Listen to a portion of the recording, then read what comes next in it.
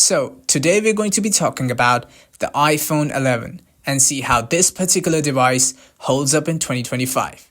Now, this phone came out back in 2019, so around 6 years ago. And not gonna lie, this is one of my favorite iPhones Apple ever made, and I'll get into it in a bit. But I think with this phone, Apple really sort of found their design language and really stuck with it for many years to come. Especially comparing it to its predecessors like the iPhone 10, 10s and 10R. We did get the notch design with those older phones, but I do think Apple really mastered it with the iPhone 11. Now, starting out from the outside of this device, it still looks very much premium. It's got a glass back with a dual camera setup and a 6.1-inch liquid retina display, which isn't that bad. But comparing it with other phones, it's definitely a little outdated, especially when you consider it's a 60Hz display. Now, it also doesn't have the Type-C charging port. It's got the old Lightning port, but it's got the curved display design, which feels really nice, not gonna lie. I miss when iPhones had curved edges instead of the square design they went for in the iPhone 12. You do get Face ID, which is brilliant. And overall, the phone's build quality is really good. Like, it feels really premium. Now, let's talk about the cameras. It's got a dual camera setup on the back, a 12 megapixel wide and 12 megapixel ultra wide, so no telephoto lens here. The selfie cameras on the front is also 12 megapixels, so overall the cameras are pretty decent considering the phone came out 6 years ago. Even when it comes down to its video quality, you're getting 4K at 60 frames per second, which is pretty decent, and the portrait mode is very good as well. I will actually say, for a base model iPhone that came out 6 years ago, cameras still hold up in 2025.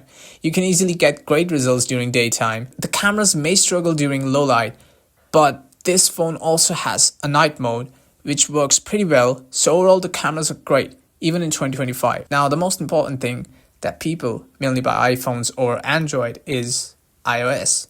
And this phone is actually running the latest version, iOS 26. In fact, this and the iPhone SE, second generation, are the last supported iPhones to run iOS 26. So in terms of software longevity, this might be the last update that this phone will get. But despite that, iOS 26 is a major update, which means that it will probably be supported for many more years. So app support for this device isn't going anywhere. And same goes for security updates. I mean, the iPhone XS is still getting iOS 18.7 updates, so this phone is continue getting iOS 26 updates for a while. And with iPhones, you can't really install a custom ROM, so software support is much more important. So that's another thing to keep in mind.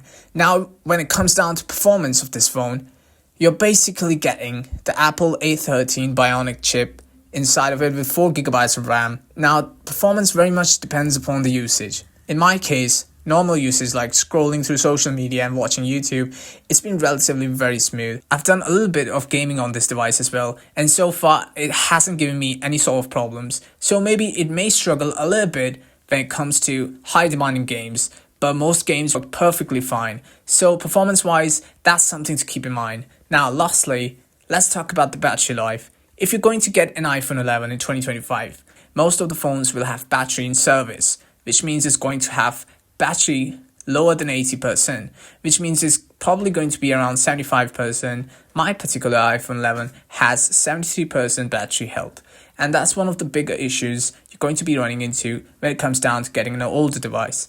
And you could probably replace the battery, but I would actually not recommend that because most of those batteries you get on the aftermarket are probably not that great. So to be honest, it's probably better to use a battery on service than to get a cheap aftermarket battery. So the battery life isn't terrible. It's not great either. You can get a full day out of it on regular use, but you're probably going to need to charge it at least once a day. But besides that, the battery does charge back quickly, so it's not all bad. So overall, would I recommend the iPhone 11 in 2025? To be honest, there are probably better options when it comes down to buying an iPhone in 2025. But considering the low price tag of the iPhone 11 and the fact that you can get the latest iOS 26 and that whole overall Apple experience that people crave for, I think it's a better deal than something like the iPhone SE, second generation or the third generation to be honest.